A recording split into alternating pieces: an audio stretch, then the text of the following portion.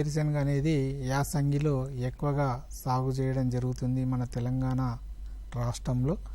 ఈ వేరుశెనగను మనము చూసినట్లయితే ఇది కూడా దీంట్లో ఎక్కువగా వేరుశెనగలో మొదలు కుళ్ళు, వేరు కుళ్ళు, అదేవిధంగా కాండం కుళ్ళు తెగుళ్ళు ఎక్కువగా ఆశించడం జరుగుతుంది.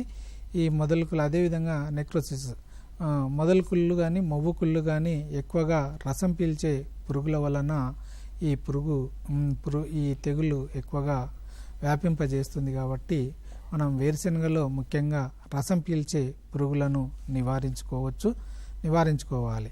ఏ విధంగా అంటే మనకు వేరుశెనగలో ఈ పురుగులను రసం పీల్చే పురుగులను నివారించుకోవాలంటే ఇమిడాక్లోప్రిడ్ అనే మందును మనము 5 మిల్లీలీటర్లు 1 కేజీ విత్తనానికి కలిపి విత్తుకోవచ్చు.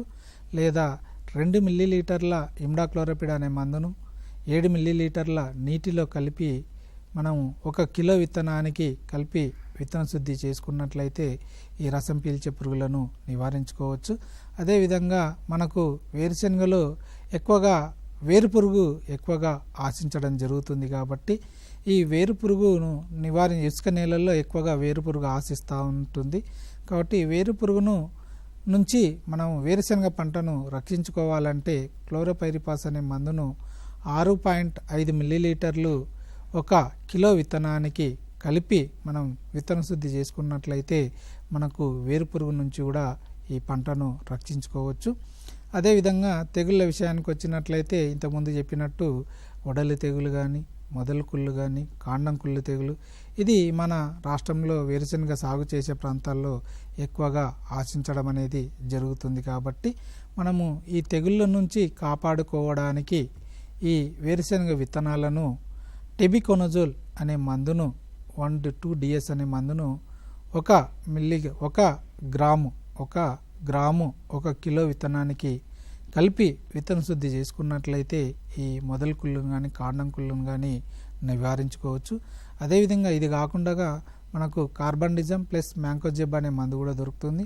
అది కూడా 2.5 గ్రాములు 1 కిలో విత్తనానికి కలిపి విత్తన శుద్ధి చేసుకోవచ్చు.